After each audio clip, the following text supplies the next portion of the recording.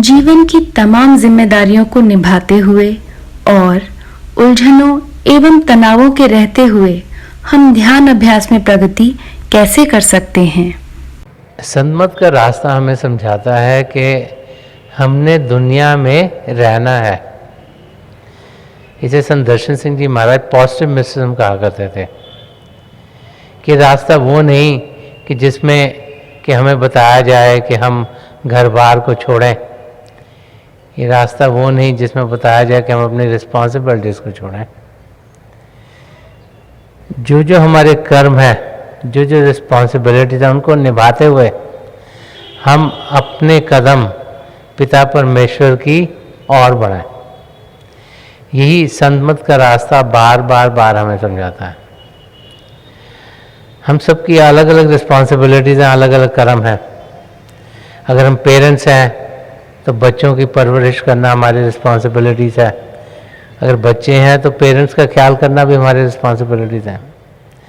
हम जिस देश में रहते हैं उस और भी रिस्पॉन्सिबिलिटीज़ हैं और फिर ग्लोबल रिस्पॉन्सिबिलिटीज़ भी हैं। तो उनको निभाते हुए हमें अब पिता परमेश्वर की ओर बढ़ना है। तो लाइफ में, ज़िंदगी में चढ़ाव उतार तो आएंगे। कर्मों के लिहाज से कुछ समय ऐसे आएंगे जो कि हमें लगेगा कि सुखदायी हैं, कुछ समय ऐसे आएंगे जो लगेगा दुखदायी हैं, जो दुखों से भरे हुए हैं। तो हम ये ना समझें कि जब दुख आए तो शायद पिता परमेश्वर हमें भूल गए और सिर्फ सुख के समय वो हमें याद करते हैं। हमें जानना है कि पिता परमेश्वर का हाथ हमारे साथ हर समय है। हम उनकी मदद से ये ज़िंदगी गुजार रहे हैं।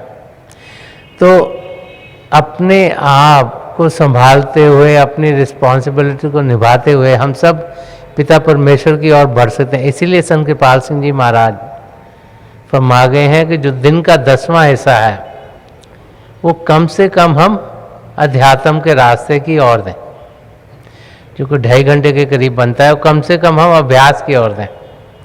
जितना ज़्यादा देंगे उतना अच्छा है, लेकिन अपनी रिस्पॉन्सिबिलिटी को निभाते, अगर आप काम पे जाते हैं 8-10 घंटे आपके वहाँ लगते हैं, रात को सोते हैं 6-8 घंटे वहाँ पर आपके लगते हैं, और बाकी जो समय रह गया उसमें से हम 2.5 घंटे कम से कम निकालें ताकि हम अपनी मंजिल की ओर बढ़ें। हम सब अगर देखेंगे तो वो समय चाहे शुरू में लगता हो बहुत ज़्यादा है, लेकिन अगर अपनी प्रायोरिटीज़ को ठीक करेंगे तो समय हम आसानी से निकाल पाते हैं। तो अपनी फैमिली में रहते हुए, अपनी रिस्पॉन्सिबिलिटीज़ को निभाते हुए आप अपनी मंजिल की ओर बढ़ सकते हैं। Stress and strain part of life है।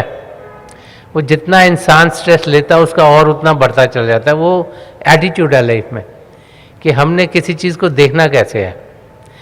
अगर कोई मुश्किल आ गई तो एक तो तरीका है कि इंसान सोचे हो ये मुश्किल मेरे को क्यों आ गई, मेरे को तो बड़ी तकलीफ़ हो रही है, मैं बड़े दुख दर्द में हूँ, और डिप्रेसिव स्टेट में चल जाए।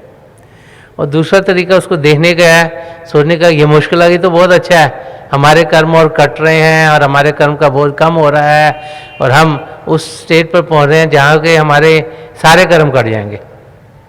तो ये 2 तरीके हैं उसी चीज़ को देखने के। तो संतमत का रास्ता में समझाता है कि दूसरे तरीके से ज़िंदगी देखनी चाहिए। Ups and downs of life तो पार्ट ऑफ लाइफ है, क्योंकि जो हमारे सोच विचार हैं उन पर ही हम सोचते हैं कि हमारे सुख दुख निर्भर हैं।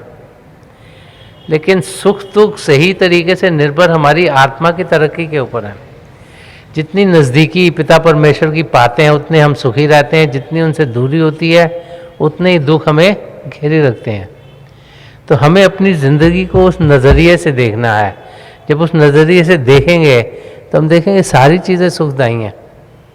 अगर तकलीफ़ भी आई तो उसमें भी कुछ फ़ायदा है कि कर्म कट रहे हैं, हम उस अवस्था पर पहुंच रहे हैं जिसमें कि हमारे सारे कर्म कट जाएंगे और आत्मा का मिलाप परमात्मा से होगा।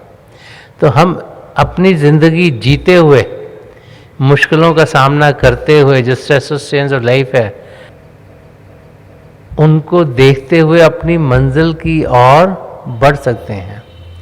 और इसीलिए एक सदाचारी जीवन होना, सद्गुणों से भरा जीवन और ध्यान पिता परमेश्वर की हो, ताकि जो ज्योति और श्रुति जिसके साथ हमने जुड़ना है, वो शब्द जो हमारे अंदर चल रहा है, उसको जुड़ने के लिए हम रोज़ाना बाकायदगी से समय निकालेंगे तो हम देखेंगे कि हम अपनी मंजिल को ज़रूर पा लेंगे।